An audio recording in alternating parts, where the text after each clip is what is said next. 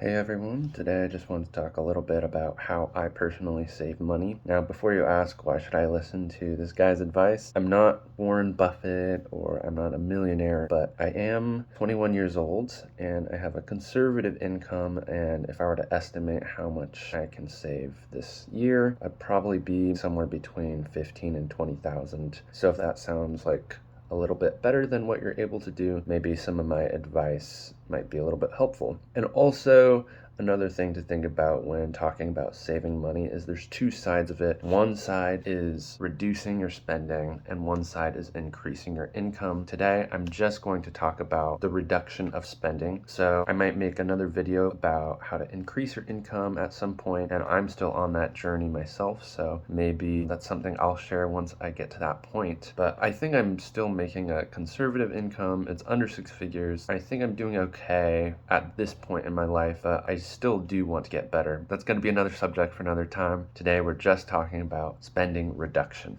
So the first things I feel like you should probably do, if you haven't already done it, is you should probably set up some goals for yourself, both more short term, maybe on a month by month, or maybe on a yearly basis, and then maybe more long term. And then the second thing I feel like is very important when you start reducing your spending is first, look at what you have previously done. So if you look through your bank statements for the past few months, and you can sort of divide up into categories.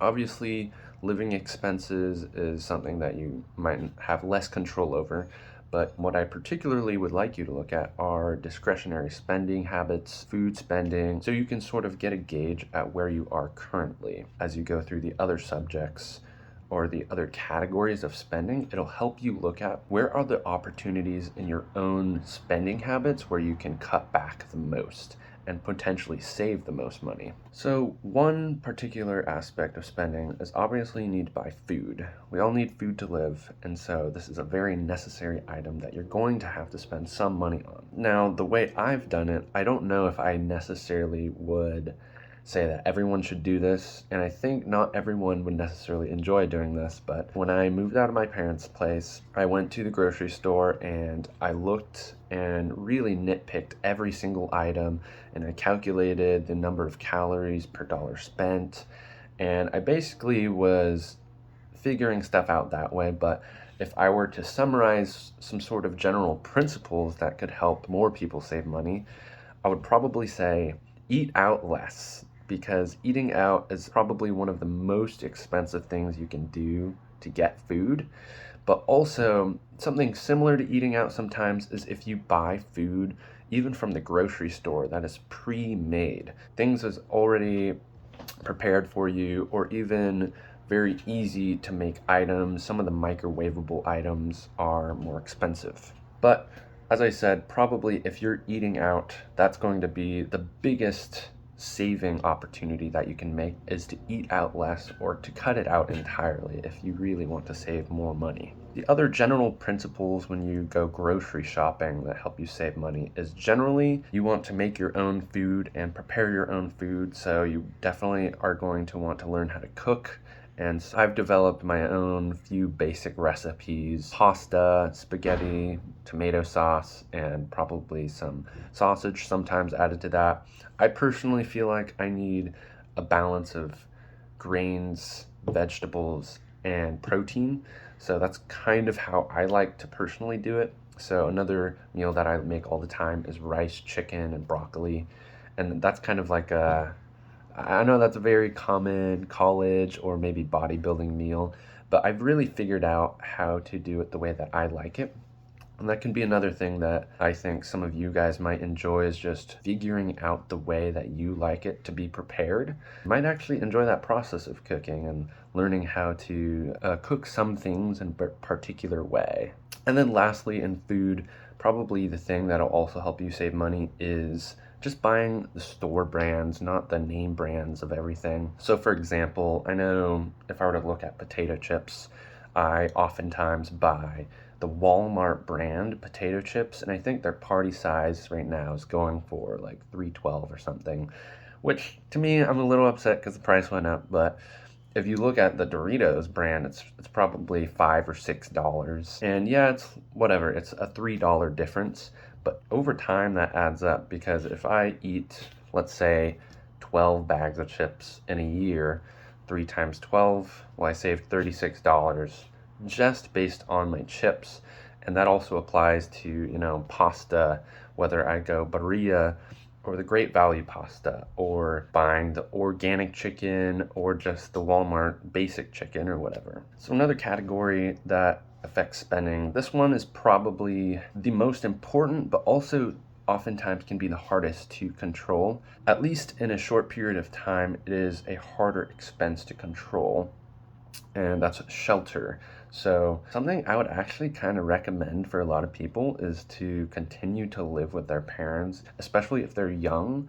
And a lot of people their age are still doing it. It's still very socially acceptable. I would just generally recommend, when you go to look for a new apartment, or if you're looking to renew your lease, really do as much research as you can to look at what is the cheapest available options in the marketplace, because that's going to save you potentially thousands of dollars during a lease term even. Another category that can be quite spendy is transportation. So probably advice that you might not want to hear is maybe consider not having a car and maybe having a bike, or even something like an electric scooter, an electric bike. Actually, for the past couple years, I only got my first car very recently, but I was riding an electric scooter and a bike. And a bike is probably the cheaper option of the two. Got my bike for about $50. Every once in a while, I had to take it to the shop, $20 to $50 of repairs, and obviously you want to get a good bike lock. I think that was about $20. But $130, $150 for a good bike, maintenance every once in a while, and a good lock. That's like nowhere near to what gas and the initial purchase of a car and insurance, all of that is going to cost on a car. Electric scooter, even, they're good scooters. My electric scooter is $500. This is probably not the greatest idea, but I looked at electric bikes for quite a while, and I really wanted to get a rad power bike. They have a brand of electric bikes, and they're very modular. So you can add certain things. They have different models of bikes, but you can add certain things to basically any of their bikes, and it should work on any of them. But their bikes are probably a little bit more expensive. When I checked maybe a year ago, the one I was looking at was like $1,000, but the good one, or whatever, the one that I was thinking about getting, was $1,500. But that is a bit more spendy. The good thing about something like an electric bike or an e-scooter is that oftentimes, my electricity here at my apartment where I can charge it isn't something that is added to my expenses. But if you have a gasoline powered car, every time you drive it, you're depleting gas, and you need to go refill it, and that costs a lot more money. And before you had a car, that's not something that you were paying for. So this is also, like shelter, a very important category to be careful about how you're spending your money. And I would never recommend to buy a new car or to lease a car, because interest is going to add on that, and you're paying basically over time more money than what the car is actually worth. And probably I would recommend buying a pretty old car, buying from brands like Toyota and Honda, because they're more reliable, so it'll be less costs in the maintenance department. So those would be my general recommendations when looking at your transportation options. So another category that some people spend quite a bit in, I think I'm pretty good about my spending with clothing, but generally just don't buy clothing you don't need. Go thrift shopping. And one thing I'm actually trying to get a little bit better at is just getting better at taking care of the clothes that you have. For a while, I was buying these jeans, and I would need to replace them every 5 or 6 months, and they were always tearing in the same spot. And I figured out it's because I would squat down, and it would rip in the same area, and I was just like, okay, I need to make sure that I don't do that motion, which seemed to wear and tear in that area. You might have a thing when I'm running around at work, my pockets kind of scrape on some things on the walls or something, and so they'll create these threads, and the threading will start to come apart. So I've tried to be a little bit more careful about Just like, it sounds weird, but like how I walk around at work just so I'm not like rubbing my clothes on everything. And I don't know how much it's affected, but my pants have lasted longer, and that sometimes that can be a factor to consider. That might have just been a personal thing that I had to look at. But yeah, taking better care of your clothes, or if you have a sewing kit, knowing how to repair your own clothes or repairing tears, that can be very useful as well and save you money. So another area that people spend their money on is their health.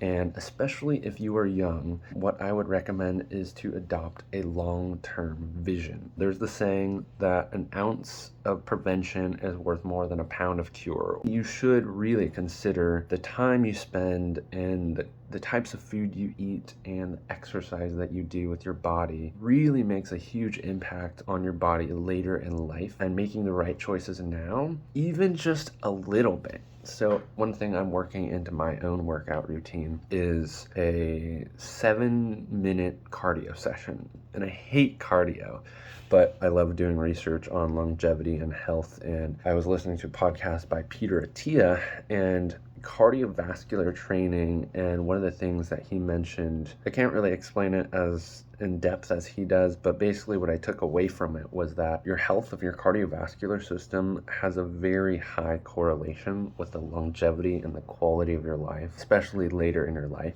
So that is something I'm trying to make a habit now, even if it's just a very small thing. And you can think about it very financially too, because I feel like things are kind of lopsided where getting a gym membership's $15 a month, and doing training sessions with a personal trainer, maybe it's like $50. But if you think about it, later in life, things that could happen like surgeries, or if a doctor has to do work on your heart or prescribe certain medications, those bills start adding up much quicker than what you could do if you just spent some time just going for a walk in the morning. Or my apartment has a tiny gym downstairs, and I just go there to use the treadmill sometimes. Those small things that can be very little or no cost to you, or something that you're already paying for, it's actually very, very worthwhile. And it is hard to consider exactly what the costs are, but I would rather be safe than sorry, especially in the long term, as far as how much money I'm spending, how much energy that I have to spend thinking about my health. So overall, the best thing you can do to try and save more money is to really just try and understand what affects your money the most. There's this quote: money sticks to the people who pay it the most attention. And I think that's very true. If you think about business people, especially people who do very well, they make a lot of money because they're looking at the numbers of the business. Like, where is waste going? Where are things that need to be cut back? And you can treat your own personal finances like a business. Okay, well, how come my food costs $1,000 a month? Well, okay, you can start seeing the items add up if you look back in your bank account. What goes in and what goes out, and you can see what has bigger effects or what has smaller effects. In the end, the general recommendation, and I think this is good advice, is generally just you need to spend less than what you earn. And that, I think, is the golden rule.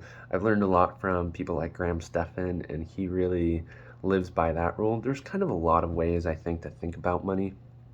And I think I would like to eventually make some more content, just like, how do I think about my financial life strategically?